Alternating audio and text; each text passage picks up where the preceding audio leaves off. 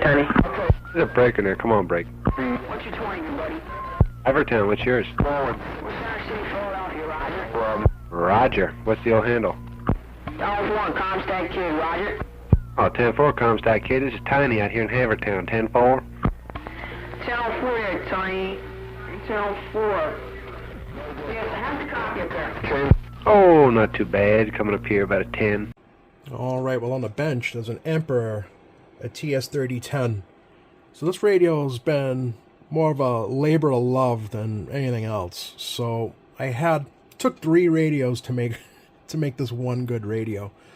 So I had a Potts radio for years, just laying around.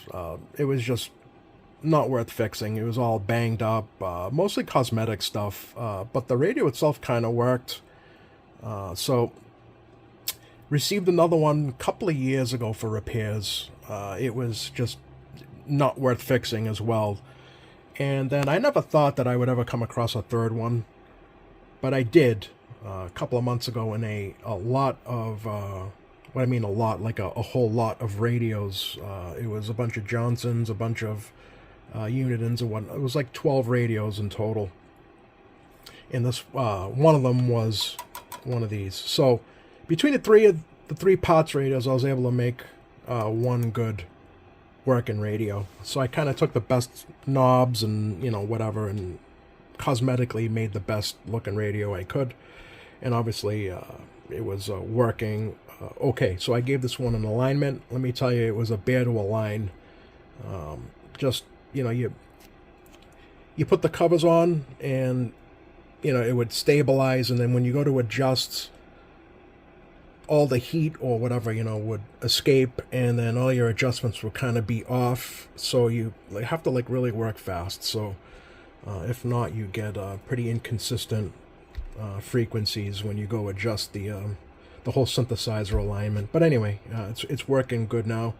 Clarifier is unlocked. For those who know these radios, the display kind of just, the coating that they put on the LCD screen kind of just like cracks off. So I managed to fix that, and I think the repair is looking pretty damn good. Whole radio is looking pretty good. It's got some scratches and whatnot, but overall it's a good looking radio. Actually, I was really shocked at how well this thing receives. Amazingly, I wouldn't say way better, but a couple of steps better than some of the other sideband radios I've had on my bench. But anyway, I got the mounting bracket, it's ready to go. So the only thing that I'm kind of looking for is a mic, a genuine Emperor mic. So if you look at the 5010, I think it's the 5010, it's like a direct knockoff of the old school Lincoln. So I feel like Emperor is kind of a, I wouldn't say a knockoff, but like if you look at the 5010, it's an exact replica pretty much of the Lincoln, or the 2510. This one here, this TS-3010, I'm not sure what they based it on, but it's a single final. It's got a driver and a final. It's a 1969 final, so it's not a high power radio. But nonetheless, it actually sounds pretty good. And like I said before, the receive is just incredible on this. Yeah, I had this thing down to, actually, I haven't even adjusted this yet. So it's minus 110, 11, 12, 13, minus 114 dBm. 12 dB of synad, so yeah, really good listening radio. But I thought we'd just go, you can actually get the ham bands on this if you want. You can hold the meter and the tone buttons together and make it 11 meter only, CB. Yeah, so, or you can turn it into a ham radio. So pretty, you get all the ham bands, not all the ham bands, but you get a pretty good range of frequencies.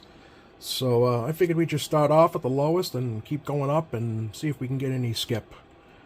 This radio might be up for sale. We'll see. I put a lot of my own time and money into this, so I don't know if I'll ever get the money back, but it might be up for sale. But let me set you guys up here and we can just do some quick channel surfing.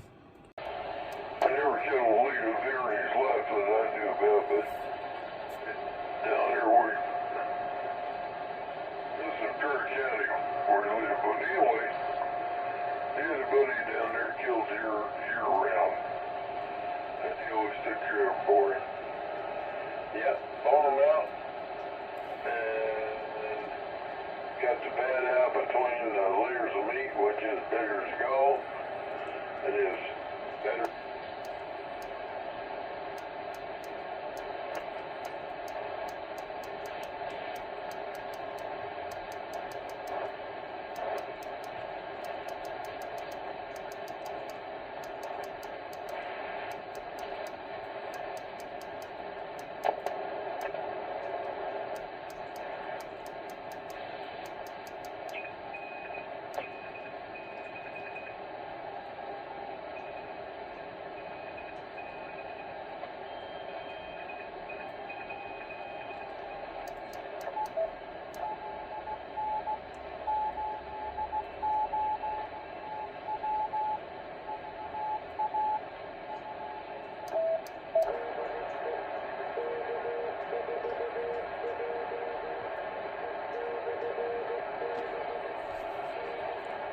These must be popular Morse code frequencies, I'm assuming.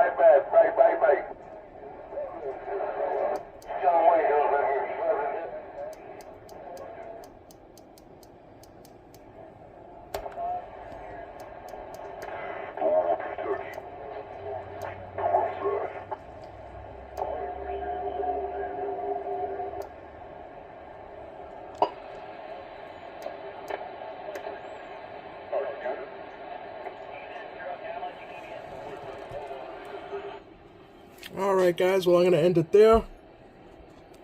Just wanted to do a quick video on this radio. These things seem to have like a cult following, these Emperor radios. You know what, the build quality isn't even that bad, I don't think. I've seen way worse radios from RCI, especially Ranger, some of the Ranger stuff. So if you see one of these Emperor radios, actually pick them up if they're a good price. But anyway, this one might be up for sale if somebody wants it. Thanks for watching. Alright, so just a quick update on the radio. Like I stated before, I've been trying to find an original mic for this radio, and I'm pretty much convinced it's going to be impossible to find just the mic. And so I took one of these Ranger. This is an SRA 158 mic. This is the one with the channel up and channel down buttons built into it.